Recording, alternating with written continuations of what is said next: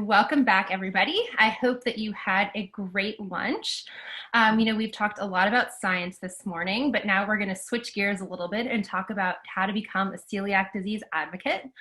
First, we are going to hear from the team at the Celiac Disease Foundation, and then just for a few moments at the end, Joanna McMahon and I will be talking about advocating for your child in the school setting. So Sandy, please take it away to introduce the team from the Celiac Disease Foundation. Great. Sandy Buck-Warnes at the Global Autoimmune Institute. I'm so thrilled to be here and continuing this long partnership with the Celiac Group and Children's National Medical Center and enjoying our gluten-free education day. Our first speaker today is Marilyn Geller. Marilyn Geller is the Chief Executive Officer for the Celiac Disease Foundation. She's a great leader in the field of celiac disease. For 14 years, Marilyn's son suffered with debilitating symptoms, but despite seeking help from innumerable health professionals, a chance blood draw revealed celiac disease was the cause of his suffering. Not an unusual situation. Seeking to change this all too common narrative, Marilyn, a longtime healthcare executive, succeeded founder Elaine Monarch as Chief Executive Officer of the Celiac Disease Foundation in 2012. Under her leadership, the Celiac Disease Foundation created the nation's only public celiac disease patient registry, iCure Celiac, and a valued partnership with Children's National Health System. An appointee to the PCORI, the Patient Engagement Advisory Panel, Marilyn also serves as the North American liaison to the Association of European Celiac Societies. Our second speaker is Julia Macbeth. She's the Director of Research and Advocacy for the Celiac Disease Foundation. She oversees the Foundation's iCure Celiac Patient Registry, Patient Recruitment Services, and State Advocacy Ambassador Program. A former USC Keck School of Medicine Research Coordinator, Julia serves as Project Director for the Foundation's PCORI Patient Advocacy Program and as an advisory board member for the National Health Council's Patient-Centered Value Assessment Project. Her own journey with chronic illness motivated her to join the foundation to help others navigate similar difficult health conditions. Our third speaker is Sierra Manning. Sierra is the Research and Advocacy Coordinator for the Celiac Disease Foundation. Sierra manages the Foundation's research initiatives and State Advocacy Ambassador Program and is Project Coordinator for the Foundation's PCORI Patient Advocacy Program. A recent political science and economics graduate, Sierra served as an intern in the United States House of Representatives for Congressman Julia Brownlee. Welcome. We're so happy you all are here. Thank you for coming and joining us today. Thank you. Hello, I'm Marilyn Geller, and I am the Chief Executive of the Celiac Disease Foundation. And I would like to thank our colleagues at Children's National and the Global Autoimmune Institute for inviting us here today.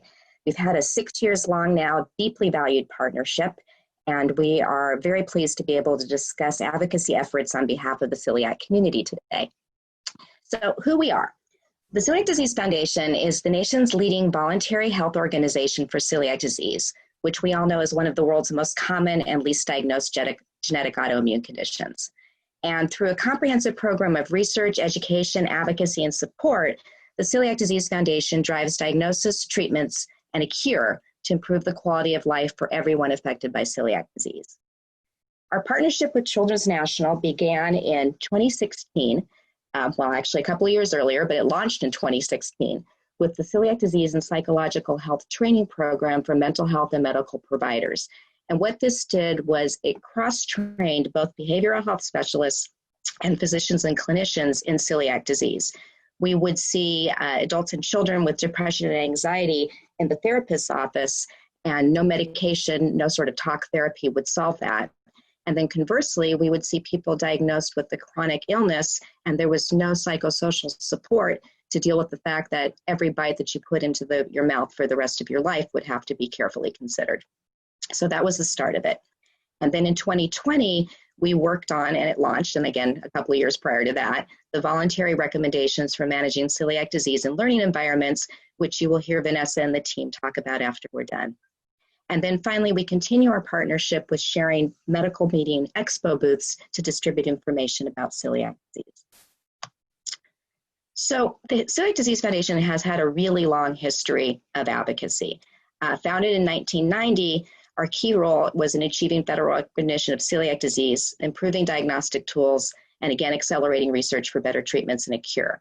The foundation was responsible in 1997 for convening and hosting a serology workshop that led to the development of today's celiac disease TTG IgA blood test. And some of you have heard the story before, but our founder, Elaine Monarch, literally locked the world's researchers in a hotel room for 3 days and told them that they could not come out until they had the genesis of a blood test. And that actually truly happened. We served on the 2004 NIH Consensus Development Conference on Celiac Disease Planning Committee, which was where the federal government first recognized that celiac disease was not a disease, a pediatric disease in children that was rare and would go away, but again, one of the world's most common genetic autoimmune disorders. We were responsible for convening the American Celiac Disease Alliance, which was the organization that lobbied for today's FDA gluten-free labeling rule. And we've launched the nation's largest celiac disease registry. It's called iCure Celiac from PCORI, which is the Patient-Centered Outcomes Research Institute. And then finally, in last year, we provided testimony to the House Appropriations Subcommittee, and we worked to secure language to direct NIH to study celiac disease. Excuse me. In 2018, after that testimony, we met with both the House Appropriations Majority and Minority Clerks, who are the staff responsible for making sure that the language gets into the budget. And before that, we asked our community to let us know what we needed to tell Congress. And we received more than 800 stories demonstrating the absolute travesty of our federal government's lack of recognition for celiac disease. The testimony that I provided in 2019 was then turned to language in, again, draft report language. And then we've supported the HR 2074, which is the Gluten in Medicine Disclosure Act. And we thank you, our community. You've sent more than 24,000 emails in support of having gluten disclosed on medicine. The language that was put into the House budget for the first time read like this. The agreement agrees NIH to devote sufficient focused research to the study of celiac disease, including the autoimmune causation underpinning the affliction. The agreement uses NIAID, which is the National Institute of Autoimmune Disease and Infectious Disease, Allergy and Infectious Disease, to better coordinate existing research and focus new research efforts towards causation and ultimately a cure of this disease. NIAID is encouraged to coordinate with other institutes and centers as appropriate and to submit its plan for coordination and execution of this research to the committee is no later than 90 days after enactment of this act. And the reason why that was so important is, again, it is the first time that NIH was ever compelled to look at celiac disease. So from there, once you have the language in the budget and NIH is compelled to study, it's not a one-time deal. This happens to happen every year. There needs to be NIH funding put into the budget. There needs to be this renewal of interest. And so in order to make sure that this continued and that it was not a one-off situation, we hired advocacy services from a very highly esteemed firm in DC known as Baker Donaldson. And through that, we then actually met with NIAID. And this was arranged by Representative Betty McCollum, who is from Minnesota and has celiac disease. And because of her efforts and her colleagues' efforts in Congress, we were then able to meet with representatives at NIAID. We also met with Representatives Ryan and Cole, who sponsored the gluten and medicine bills in the House, and then also Senator Blumenthal, who sponsored the Senate version of the gluten medicine bill. The report language was signed in December of 2019. This was absolutely historic because it's not enough just to get it into the budget, it actually has to be signed. And at the same time, when Senator Blumenthal introduced the Senate version of the bill, we had our community in December of last year send 3,200 emails on behalf of the Senate version. Subsequent to that, we met with NIDDK, which is the National Institute of Digestive Diseases and Kidney Diseases, again, NIAID, and the FDA. And then there were more Hill visits. And what this culminated in February was our first National Patient Advocacy Summit, where representatives from the 50 states came to learn how to become advocates. And what you're about to hear from Sierra after this is the synopsis of the program that we've now created online so that everyone can participate. So from there, we hosted a consensus conference on celiac disease. And this is, again, we were going back to 1997, where the foundation gathered all of the world's researchers and told them that they had to come up with a blood test. Similar process happened at Columbia with this consensus conference, where we gathered the world's researchers and said, if NIH is going to study celiac disease, what needs to be funded? What needs to be looked at? What has to happen so that we can have treatment alternatives to a gluten-free diet and a cure?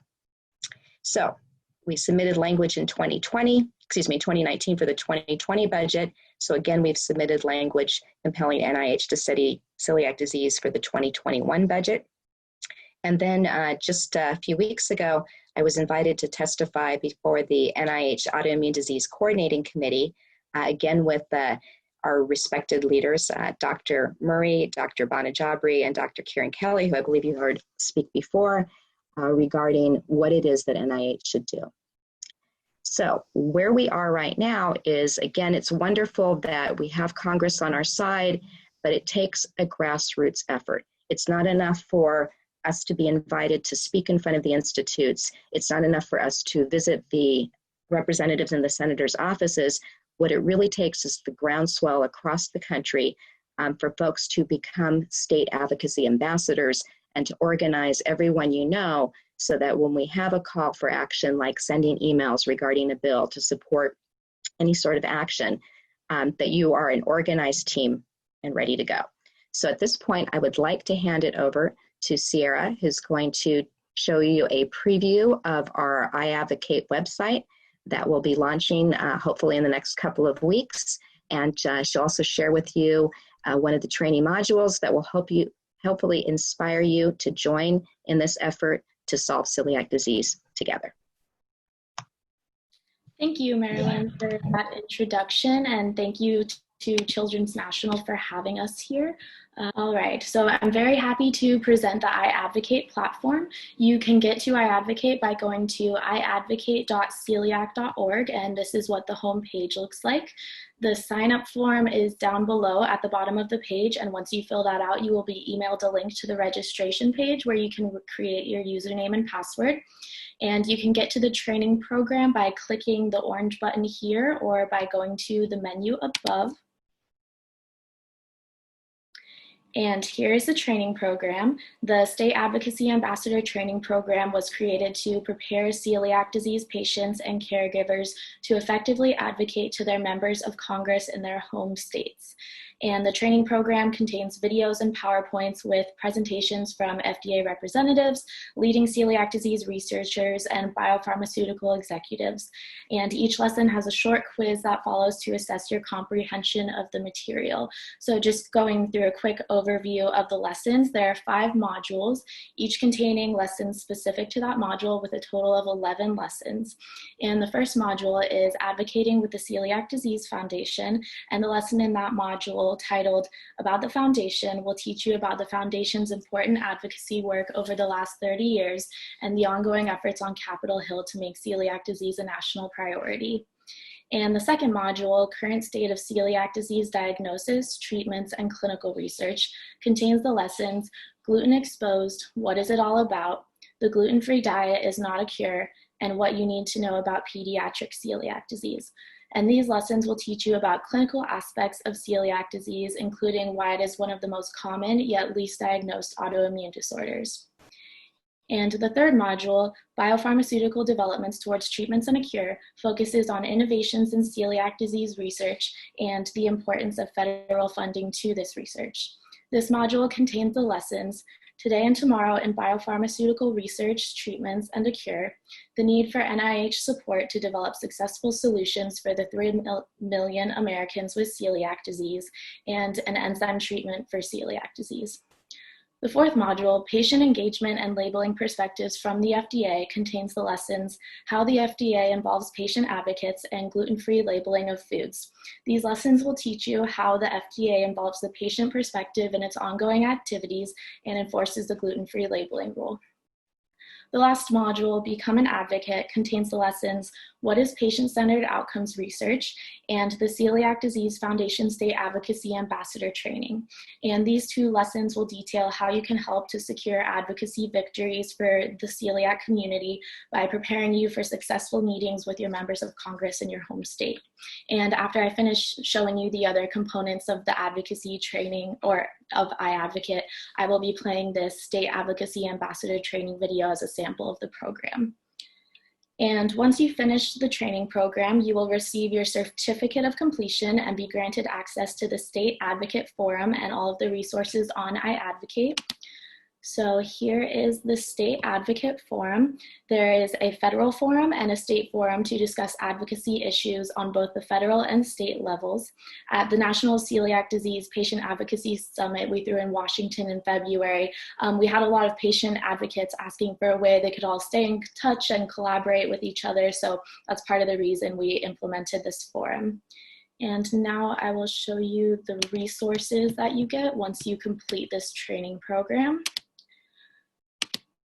So first we have the Advocacy Toolkit. It is a collection of legislative resources to prepare you for your congressional meetings and leave behinds to bring with you once you make those meetings.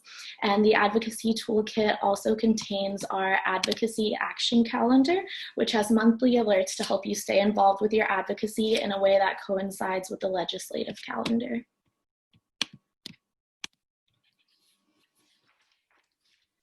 And next we have the Social Media Toolkit. This toolkit contains educational posts about celiac disease that you can use to raise awareness for celiac disease among your social media network. And the Videos and PowerPoints tab, sorry, I keep moving this little Zoom screen. The Videos and PowerPoints tab contains all of the videos and PowerPoints from the training program so that you can look back on them for a refresher whenever you need.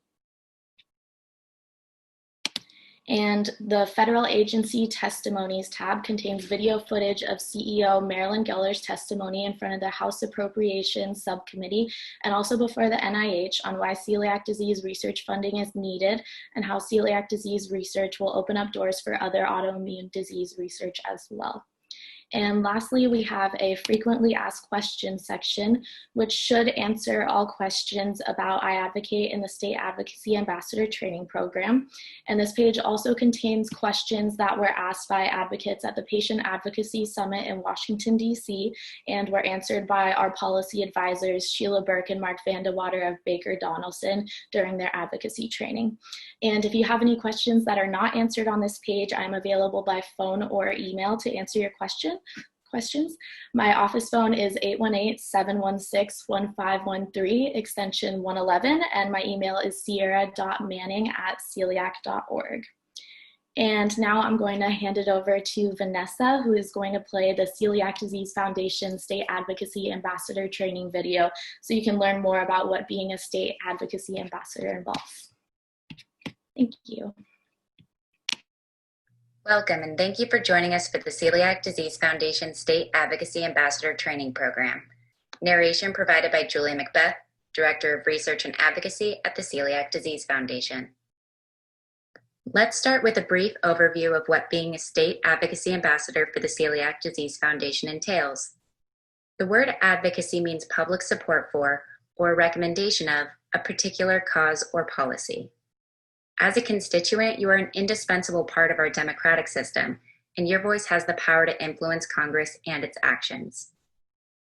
The Celiac Disease Foundation advocates for policies on behalf of all celiac patients by working with the U.S. Congress, federal agencies such as the National Institutes of Health and the Food and Drug Administration, and state governments. Celiac Disease Foundation state advocacy ambassadors push forward policy change by educating their elected officials about the impact of celiac disease on Americans and why diagnosis, treatments, and a cure need to be a national priority. State advocacy ambassadors include patients, caregivers, supporters, researchers, and healthcare providers. No previous experience advocating to members of Congress is necessary to be a state advocacy ambassador. Everything you need to know to become an effective advocate will be included in this training. The federal government is the largest provider of medical research funding, but up until recently, federal funding for celiac disease has been virtually non-existent. Due to CEO Marilyn G. Geller's testimony before the House Appropriations Subcommittee in April of 2019, Congress has directed the NIH for fiscal year 2020 to devote sufficient focused research to the study of celiac disease. Congress will need to renew this request of the NIH every year. The U.S. Congress and federal agencies are making decisions that impact patients with celiac disease that can affect your access to medical care, as well as national funding for medical research. The best way to ensure that your needs are considered in policy decisions is by sharing your story and explaining how specific policies will affect you or your loved ones. The Celiac Disease Foundation's 2020 advocacy priorities outline our future goals for the celiac community, as well as our current asks of Congress. These include medical research goals, such as increasing the funding for National Institutes of Health for the study of celiac disease, include celiac disease in the Department of Defense's peer-reviewed medical research program, and to establish a national celiac disease patient registry at the Centers for Disease Control and Prevention. Our advocacy priorities also include important access to care initiatives, including protect chronic disease patients from discrimination and bolster patient protections, extend Medicare and Medicaid coverage for medical nutrition therapy to beneficiaries with celiac disease, secure more co-sponsors for HR 2074 or S 3021, the Gluten and Medicine Disclosure Act, and to increase FDA funding for necessary enforcement of the gluten-free labeling rule. Members of Congress meet with a number of constituents daily, which can sometimes make it difficult for one person or cause to stand out in their memory. This is part of what makes leave-behinds so important. Leave-behinds are documents you give to the member of Congress or their staff member that provide important background information and statistics about the issue you are asking them to take action on. Leave-behinds are a great way to provide a lasting resource that the member of Congress can reference to be reminded of the key points of your meeting. Celiac Disease Foundation leave-behinds include a double-sided document that contains celiac disease facts and figures on one side and information about the foundation on the other. The Gluten and Medicine Disclosure Act has different bill numbers and co-sponsors in the House and Senate, so the two leave-behinds for this bill are exclusive to each respective part of Congress. Make sure to find out if the member of Congress you are visiting is a House representative or a senator, and be sure to give them the correct leave-behind. HR 2074 is for House representatives, and S 3021 is for senators. While all of the advocacy priorities mentioned previously are important to celiac disease patients, we ask that you keep your upcoming congressional meetings focused on the two asks we are currently working on for 2020 in order to make the greatest impact. The first of these asks is that Congress increase funding for the National Institutes of Health for the study of celiac disease. Better treatments and a cure for celiac disease can only be discovered through research. Most research is federally funded. However, celiac disease has been historically lacking in federal funding until very recently. Following CEO Marilyn G. Geller's testimony before the House Appropriations Subcommittee in April of 2019, Congress has directed the NIH to devote sufficient, focused research toward causation and ultimately a cure for celiac disease. While this is a landmark achievement for the celiac disease community, this request for celiac disease research funding and recognition will need to be renewed on a yearly basis, making community involvement in advocacy efforts more imperative now than ever. Our second ask for 2020 is co-sponsorship of the Gluten and Medicine Disclosure Act to increase the chances of this legislation being successfully passed in both the House and the Senate. Currently, drug manufacturers are not required to label the presence of gluten in prescription medications. Because of this, celiac disease patients are unable to determine whether a medicine is doing more harm than good. The Gluten and Medicine Disclosure Act will make it easier to identify gluten in prescription medications. These bipartisan bills require drug manufacturers to label medications intended for human use with the list of ingredients, their source, and whether gluten is present to allow consumers to make safe, informed purchases of needed medications. This labeling will allow consumers to know, for example, if the starch in their prescription medications comes from wheat or corn. For the nearly 3 million Americans living with celiac disease, that small distinction is an important one. Your personal experience with celiac disease is the most powerful advocacy tool you have. Your story gives you a unique perspective on the hardships celiac disease patients face, and it creates an emotional connection to the issue for legislators. Use the tips, prompts, and example of an effective story in crafting your story to affect change, and remember to relate your story back to our 2 asks for 2020, NIH funding for celiac disease research and co-sponsorship of the Gluten in Medicine Disclosure Act. Kelsey Smith, Celiac Disease Foundation State Advocacy Ambassador, shares her personal celiac disease story, expressing her support of labeling gluten in medications. Currently, it is legal for a company to sell prescription medication to me that contains gluten and to not actually disclose the fact that it contains gluten, even though less than a crumb of gluten can cause massive damage to my or any celiac patient's organs and put me at risk for over a dozen serious complications. I have personally ingested more than 1 prescription that was manufactured with wheat or cross-contaminated with some form of gluten, and it makes it even more difficult to recover from whatever it is you're taking the medicine for in the first place. It is incredibly important for my livelihood and those of all celiac patients that you support the Gluten in Medicine Disclosure Act, HR 2074 or S 3021, by co-sponsoring it so we can close the loophole on labeling and prescription medication. Use the resources and how to set up meetings with your legislators to find information about your legislators, review our sample script for requesting a meeting, and make the most out of your interactions with members of Congress. You can meet with your members of Congress by calling, emailing, setting up an appointment at one of their district offices, or attending a town hall meeting or other public event. If your congressional meeting ends up being with a staff member rather than the member of Congress themselves, continue to treat the meeting with the same level of importance you would give to a member of Congress. Staff are often the people members of Congress turn to for advice, making them extremely important in guiding policy decisions. When advocating to members of Congress, it is important to clearly explain the action you would like them to take, the asks. This may seem obvious, but many legislators have said it can be frustrating to meet with constituents who do not know what they're looking for. Remember to tell your celiac story to explain why our 2 asks for 2020 are important to you as someone with celiac disease. Sending a thank you note after your congressional meeting to express your gratitude can help build a professional relationship. See our legislative meeting thank you note template for an example of an effective thank you note.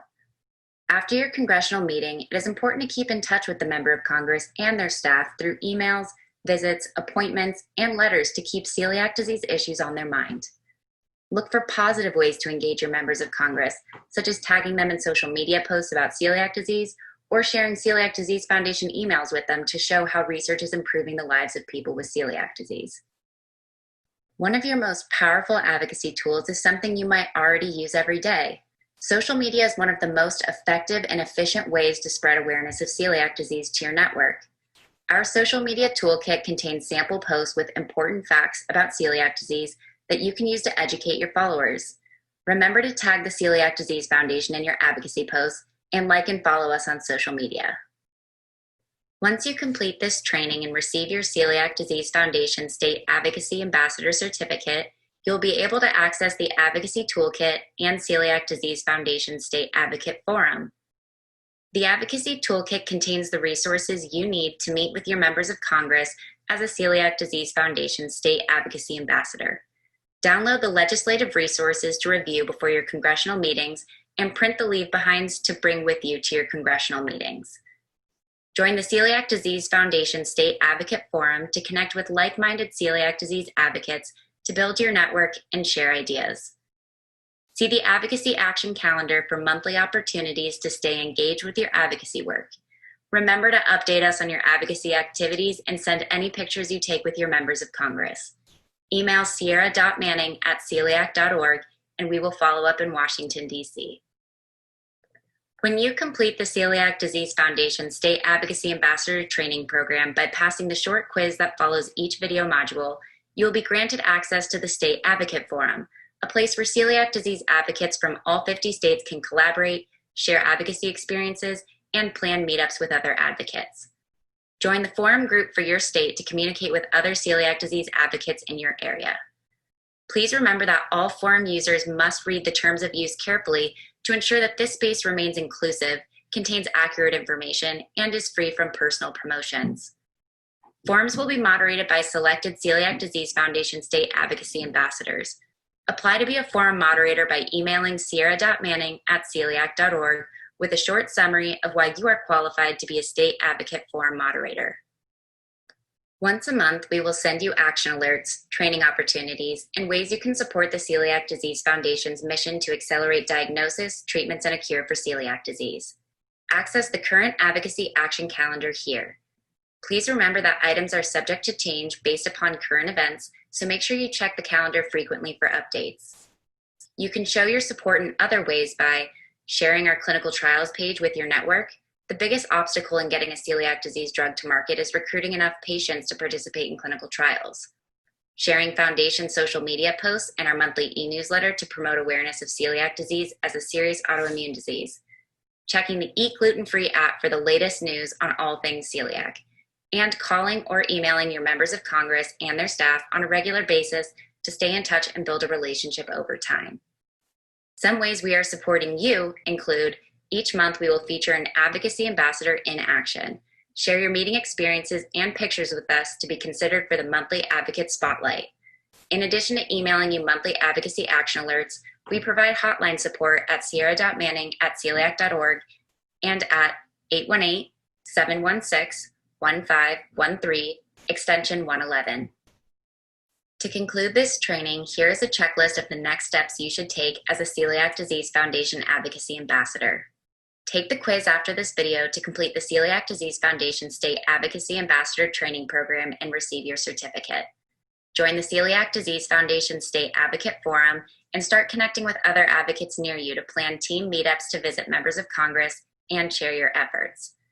Download the Eat Gluten-Free app to easily stay informed about our work and recent celiac disease research. Complete the monthly activities in the Advocacy Action Calendar to continue your important advocacy work. Educate your network about celiac disease using posts from our social media toolkit. Send the pictures you take with your members of Congress and tell us how your meeting went by emailing sierra.manning@celiac.org. And lastly, attend the annual Celiac Disease Patient Advocacy Summit in Washington, D.C. in February. Thank you for completing the Celiac Disease Foundation Advocacy Ambassador Training. Don't forget to take the following quiz to receive your certificate. We look forward to working with you to advocate for a better future for all celiac disease patients. So again, we thank Children's National and the Global Autoimmune Institute for inviting us to share our enthusiasm about advocacy, and we look forward to having you all join the program.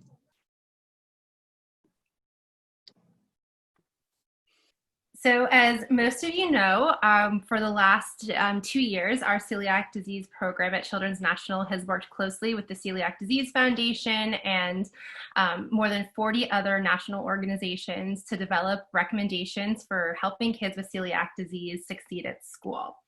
So we started this because we know that close to half of children and teens don't always follow a strict gluten-free diet, and most of this gluten consumption happens when they're eating with their peers. It can happen often at school during things like class celebrations, cross contact with gluten-containing materials like Play-Doh, paper mache, birthday parties. There are just lots of places where our kids come into contact with gluten during the school day. We know that kids with celiac disease who are less integrated into school activities are less likely to succeed on a gluten-free diet. And what I mean by this is when they're not included in the classroom. So one of the most common things we hear is if the class is doing an activity with food. This year, the popular one has been the moldy bread activity, where they try to see how long it takes bread to mold. And so the students have to take pieces of bread and rub the gluten-containing bread on different surfaces in the school. Obviously, this would be a very intimidating activity for a child with celiac disease. This happens in home economics classrooms where schools will often say, oh, you don't have to participate, you can just have a timeout in the library, but you'll still pass the class. So these are experiences that make kids with celiac disease less integrated into the activities and miss out on really important learning activities, and oftentimes makes them much less likely to succeed in school. We know that cheating on the diet or not sticking to the diet can lead to negative consequences, both in the short and long term. So we want to make sure that kids are sticking to the gluten-free diet. And we also, at the same time, want to make sure that when they are going to school or they're going to daycare or whatever the childcare arrangement is, that they are sticking to that gluten-free diet and being able to participate. So We set out with this big group of individuals to create the Celiac School Action Guidelines for Education. And these came about because over the last decade, as our program worked with different schools and different families, what we found was that there were hundreds of recommendations from different hospitals, different advocacy groups, different local support groups, and families and schools alike were extremely confused over what they should be doing at school to keep kids safe. So we brought together a group of 44 experts to come up with a set of national recommendations. So last summer, on July 22nd, this expert group adopted the voluntary recommendations that was based on research, clinicians from 10 different pediatric hospitals. There were national education associations, as well as local school districts and teachers, legal experts, and we had several patient families and students who participated in developing them as well. These recommendations were developed to be applicable in a wide range of learning environments. So we recognize that kids spend most of their time outside of the house during the week. And this could be at a school, it could be at a public school, it could be a private school, it could be a daycare, which could be a daycare center, it could be a home-based daycare, they could be public and private facilities, some that do receive federal funding and some that don't. So we wanted to make sure that the recommendations were not just applicable in your traditional public school setting, but also any childcare situation that would be deemed an environment in which a child learns. We also wanted to make sure that the recommendations we came up with were aligned in a similar format as other chronic disease guidelines. So there are existing resources for food allergy, diabetes, and asthma that schools are very, very familiar with. And so we wanted to make sure that what we came up with for celiac disease was similar so that they wouldn't be something totally new or overwhelming for schools and daycares to work with. So this is a picture of the group that worked on them. And I can't thank these people enough. They come from all walks of life and really brought so much expertise to the table. And I'm truly grateful to all of them. I'm not going to list all of them by name right now, but please know, for those of you listening, that I'm so thankful for you and all of the time that you spent over the last 2 years putting these recommendations together. So this is our final product, the voluntary recommendations for managing celiac disease in learning environments.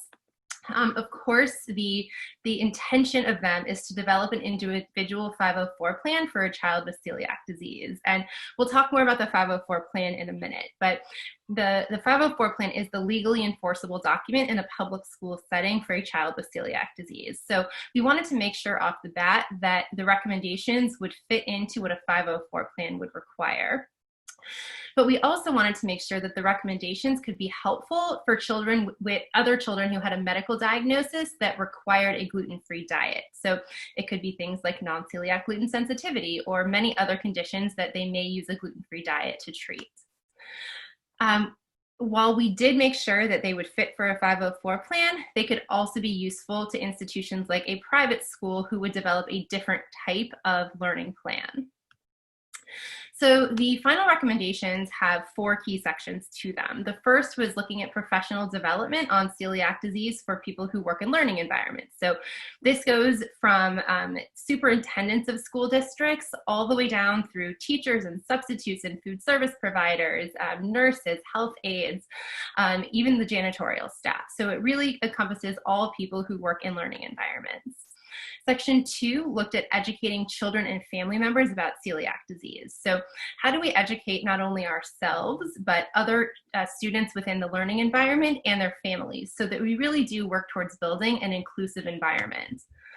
Section 3 is really the heart of the recommendations, where we have a very detailed list of recommendations, which I'm going to show you in a minute. And these can really be used to build out your individual management plan. And finally, the last section looks at developing a plan for gluten exposure. So we know that kids can develop symptoms from a gluten exposure at many different times. They could be feeling sick at school, but the exposure could have happened the night before at dinner, or they could have had something to eat at lunch at school and that afternoon feel very sick. So exposures can happen in different places and the reactions can start at different times. So we wanted to make sure that no matter when that happens, that there was a really solid plan in place for how to help that child deal with the symptoms. So what you see on the screen now is the table of recommendations. So I'm not going to go through all of these right now, but you can all download all of these, the entire manual actually, from the Global Autoimmune Institute's website. The recommendations are broken down into 3 different environments: classroom or any type of learning environment, eating spaces, and then field trips, events, and offsite activities. So within each of these columns, you'll find a number of recommendations for how to keep a child with celiac disease safe. The recommendations also have action lists for all different types of people, again, for all of the different professions within the school. But then there's also action lists for your doctor and how your doctor can be helpful in managing celiac disease at school. The list I'm showing you right now is the action list for parents and guardians, which goes through step by step what you should do to help your child succeed at school. And then next is for the kids. Managing celiac disease takes ownership, and we want all of our kids with celiac disease to really start from a very, very young age to understand this condition and their diet and how they can take ownership of it in the school environment. So we have different levels of engagement, starting with kids ages 3 to 6, on to 7 to 12, and finally for teenagers. And there will be training materials for all of these 3 age groups as well. So this was a very, very high level overview. Right now, we are in the process of building out the training program. The link to see the full manual is up on the screen right now, and we'll also include it in the email recap that we send out tomorrow. We're also building the training program right now, and later this summer it will be available through Open Pediatrics, and we'll be sure to share it with all of you as soon as it is live and online. But right now, since many of you are families from our celiac program in Washington, D.C., I asked Joanna to spend a few minutes talking about how our program can help you by being an advocate for you at school. So we know that it can be difficult sometimes to navigate those conversations with your child's school, and we're here to help you with that. So Joanna is going to go through the services that we offer and how she can be that advocate for you. Hi, everybody. So I'm Joanna McMahon, and I am one of the community education specialists here at the Celiac Disease Program. So one of my main roles is I work as a patient advocate, and I am a liaison between you and your school to set up the accommodations for your child with celiac disease. One of the main things we come into contact with very often is understanding the federal laws and regulations that govern celiac disease in a school building. So one of the most important things to know is that celiac disease does fall under the Americans with Disabilities Act. Celiac disease is defined as a disability. It's a physical or mental impairment that substantially limits one or more major life activities. This is quite obvious for us that our eating and major bodily function, our digestive and immune system are included in falling under this. So it does qualify for protection under this law. How that's classified then in a school building is it falls under this Section 504 of the Rehabilitation Act. So when the way a 504 is classified is that it makes sure that all students that are attending a federally funded school program are prohibited from discrimination in all these institutions. So they must, on the basis of that disability, the institution must require educational programming that is designed to meet the student's individual educational needs as adequately as the needs of a non-disabled student. So that requires them to have reasonable accommodations for a child with a disability without drastically altering the structure of their institution. So the way we see this, and another thing that's really important to know about this is how this differentiates in the 504 plan versus the individualized healthcare plan. Now, we hear this quite often as we walk into a lot of these 504 meetings or get in contact with the school to build in accommodations. So a lot of the school districts, especially in the area, Virginia, for instance, for one, they do have a law on the books under their healthcare plan requiring an individualized medical plan or a healthcare plan be documented whenever there is a medical issue. So you file that with the nurse and it deals with the medical issues in the school setting. However, we see that, especially when it comes to other food allergies, for instance, or diabetes, this deals with the what if a child is exposed. with a peanut allergy, a kid's exposed to peanut, God forbid, he then goes into anaphylaxis. And we know that he then would need to get an EpiPen, God forbid. But with celiac disease, we don't have that immediate response per se. The other major thing to know is that it's not legally enforceable. So in addition, for a celiac student, to that medical plan, we need standards of prevention in place in the classroom. So there is a need for classroom accommodations or cafeteria accommodations. With celiac disease in particular, it's one of the few situations where a child could potentially be in a situation where they would have nothing to eat in front of them if those accommodations are not in place to support them. So that is why a 504 plan is really necessary and what we advocate for. It is the only legally binding agreement you have between the parents and the school district that you can fall back on if accommodations that you agree upon in advance, say you have a teacher who's very benevolent in the very beginning of the year, they go out of their way to get in contact with you and give you heads up. But then as the year progresses, they get overwhelmed and they're no longer able to fulfill that end of the bargain as easy for them, or it just slips through the cracks. If you just have that IHP, that individualized healthcare plan, there is no recourse for the parents. Whereas with the 504 plan, the school has essentially made a binding contract with you that you then can call upon them to say, hey, these were the agreements and accommodations that we put into place. These need to be followed. So setting up the 504 plan, how do we do that? So the first task is you need to contact the school and ask to speak with whatever staff person is assigned to coordinating the 504 plan. All public schools are required by law to designate a specific staff member to this role. This could be a principal, assistant principal, director of student services, or a counselor, or it could even be a special education teacher. So a way also that you can utilize other advocacy resources, as we mentioned, please reach out to us, the staff members of the Celiac Disease Program. We will work with you as an advocate. I, in particular, will guide you through the process. So email us at celiac@childrensnational.org with the subject line 504 plan and your child's name. And then include some of this following information that's listed. The name of the school your child's attending in the county, age and grade level of the child, any background information or issues that you might have already had with your current experience in your school, and if a diagnosis letter is needed, and your contact information so we then can get in touch with you to discuss what exactly you're looking to be for in the plan to be documented. So Vanessa mentioned we have a sample plan and what some of these look like. This is just a bit of an overview. So these would be some of the recommendations that we put into this national plan that we have. We first want to make sure that the school is aware of just an overview of education as to what celiac disease looks like, also what your individual child's experience has been.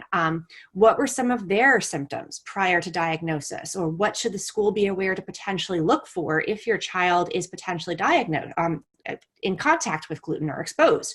What might the symptoms be that you want the school to be looking for? And also just explaining some of the places where it would potentially be in a school building, that they know that it's in potential school supplies, different sensory materials in a sensory table if your child's in younger elementary school, or just other places where it might be that the school needs to be aware of to look for ingredients that might contain gluten.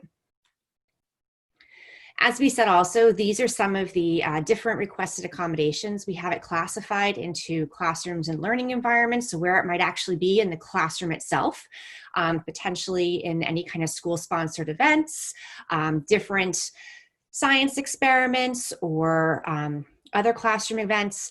Also, those are those accommodations that we want where the teacher will be in contact, giving you advance notice, having to make sure that it's a storage place that is secure from other gluten-containing ingredients, and also leaving plans for the substitute teacher, if there's one in the classroom, if they're aware of the 504 accommodations that were agreed to. Then also we have eating spaces, a time for where, if you're making sure you want to get gluten-free food available for your child through the cafeteria, that is a situation where the 504 plan is usually necessary or is necessary versus the individualized healthcare plan. You need that medical documentation, and there usually are forms that need to be gone through with the food service providers, and these would be the food service accommodations that we would want in a cafeteria for your child. And then there's also field trips, especially as your child ages, and potentially going away on overnight field trips with the school, especially in middle school or high school. A lot of them go to, say, like Hershey Park or something like that. You want to make sure that there is a plan in place, that you're not going to be responsible for bringing food for the entire weekend, that the school will work with you to make sure your child has food provided for them for the entire weekend that is safe for them to eat. And then this is where we would then go through with the school to make sure that they have a plan if a gluten exposure does occur. They know how to safely provide for your child to make sure that medical attention is given. They know how to treat if your child is, God forbid, vomiting continuously, and they need to make sure that they call in somebody or bring them to the hospital, God forbid. And that also that they're then going to talk with you as the parent as to where that gluten exposure might have occurred and how they can prevent it from ever occurring again.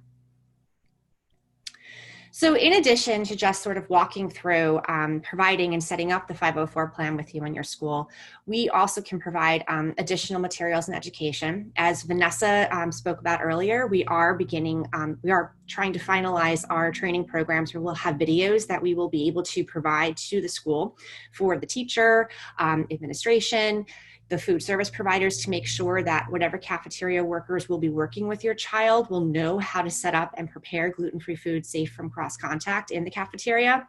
So we will have all of those training materials to help set up and make sure that every person working with your child in the school is educated about the gluten-free diet and celiac disease. We also have additional resources and materials on our digital app on all things gluten-free, just to help you continue your own education and provide it to other family members or friends of parents of friends that your child might be spending time with as well. And we also, as I said, can even attend the 504 meeting with you as your advocate in the room during the actual session. So if you have any other questions, please feel free to always get in contact with us at the email that's listed, or through phone calls as well. We have our numbers listed. So thank you so much for joining us today. And I think we are going to open it up to questions and answers now. Yes, we shall. So our first question for the Celiac Disease Foundation team: do you think that celiac disease research will be delayed due to the focus on COVID-19 research? I can answer this one. We did see a very brief hiatus on celiac research in light of COVID-19 research, but that only lasted for a few weeks. I want to say it was maybe end of April through mid-May. Apart from that, everything seems to be back on track now. I would expect that research continues as usual, despite everything going on with COVID-19. The people who are researching celiac disease specifically, that is their specific area of interest, so they aren't transitioning over to then research COVID-19. The hiatus was purely just to make sure that participants were being funneled into COVID-19 studies instead of other disease studies. But right now I would say that we're back on track, and I wouldn't expect any major delays in research. And this is Marilyn. I'll just add that with our meeting with the NIH Autoimmune Disease Coordinating Committee, we were told that while the NIH is a vast institute and there is, more than sufficient folk dedicated to working on COVID, the rest have been told to proceed as usual with their regular work. That's great. There's a question from Umaima Kadir. Sorry, Sandy, I just wanted to interrupt. It's Jocelyn. I'm sorry. I just wanted to mention that as somebody who does celiac disease clinical research, there's actually been a profound effect of the coronavirus pandemic, and it's varied across the country, but it's actually right now, because most celiac studies, pretty much all of them, are not treatment studies. They actually aren't studies that are being performed. Most places have phased reopening, and clinical research for non-therapeutic studies is usually in the last phase. So this is is actually affecting the design of studies, because we're trying to figure out ways to design studies where we can still get the information we need, but potentially have fewer on-site visits, so that if there is a second wave or the pandemic continues, then we could potentially keep doing research. So I'd like to say that it's all rosy, but I think in terms of doing human subjects research and laboratory-based research that involves in-person visits or physically manipulating samples, there's still, at least in the Boston area and in other places across the country, a lot of restrictions. That's a very important subject, so I don't want to cut it off in any way. Anybody else have any comments on that? All right. Well, Omaima Kadir asks, I have a student with an IEP, so does he need a 504 plan as well? So no. An IEP is actually a legally enforceable document as well. And for a child with celiac disease, if you already have an IEP in place, you would modify the IEP to include accommodations for celiac disease. So there are three types of plans. There's the IEP, the IHP, and the 504.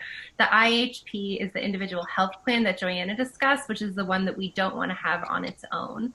But the IEP is legally enforceable and would be appropriate as a modification for the celiac disease accommodations.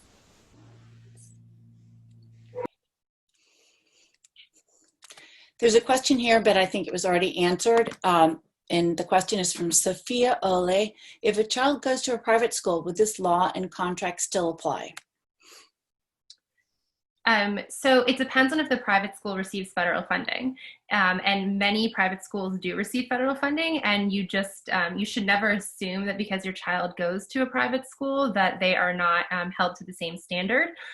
You would need to do some research. There are federal websites you can use to find out if they have received funding, and you can also ask them if they've received funding. If they do receive federal funding, they are under the same laws as a public school would be. If I can just add to that also, they might not necessarily call it a 504 plan, but we have definitely worked with private schools in the area all the time. And there usually is always some kind of accommodation plan that we can put into place that is very similar looking to what we have as our recommended accommodations that the school will definitely follow for the student. We have a question from N. Spain. In public schools, is it appropriate to ask the school to provide meals for your child in a 504 plan as an accommodation? Yes. In fact, federally funded schools, public schools, are actually legally obligated to provide some kind of gluten-free food. Now, the way they classify it is that it has to be a gluten-free option that is of equal caloric value. So it does not necessarily have to be a one-for-one. So say, for instance, you want pizza. It wouldn't necessarily have to be, say, gluten-free pizza, but it would have to be some other gluten-free hot meal. It can't just be carrots and hummus. So yes, they are actually required to bring in some kind of gluten-free food if you want it for the cafeteria. Now, there usually would have to be some accommodation of a menu that is given, say, ahead of time, and you would have to make arrangements, maybe potentially ordering it a week or two out so that they know to have it in stock for the days that you want. They're not just necessarily obligated to have it in the freezer available all the time, but they are at least required to work with you to make sure there's a plan in place. Great, thank you. Oh, here's a question following on that. Is if the school didn't comply or doesn't comply, what should a person do? What's another solution, for example? Well, get in contact with us, and we will definitely work with you to find a solution. But there are also some additional resources as well. For instance, every school or county is required to have some kind of compliance unit they can go to file a complaint for essentially them to investigate if their school is, for some reason, not following through with something. There is also the ADA, American Disability Office. They have, we can post that as well in our in our notes from all of this, but there is a number that you can call to speak to representatives who can walk you through the process to see if you have a question potentially about if a school is in violation of something. And there are also individual states that have disability offices as well that you can call and speak to about any issues that you might be having. That's great. What a new world, huh? Yes, for sure. So we want to thank everyone from the Celiac Disease Foundation and Joanna as well for joining us for this session. I really hope that everyone got some great ideas for how you can become a better advocate for your child and family, as well as get involved on a national level to help with advancing funding and research for celiac disease. So it's now time for the last break of the day. We hope to see you all back here at 2:30 p.m. for the last session with Dr. Benny Kersner and Dr. Ian Leibowitz. They're going to be talking to us about our guts, but they'll also be here to answer any questions you have about celiac disease. So come prepared with lots of hard questions for them. We will see you all back here at 2:30.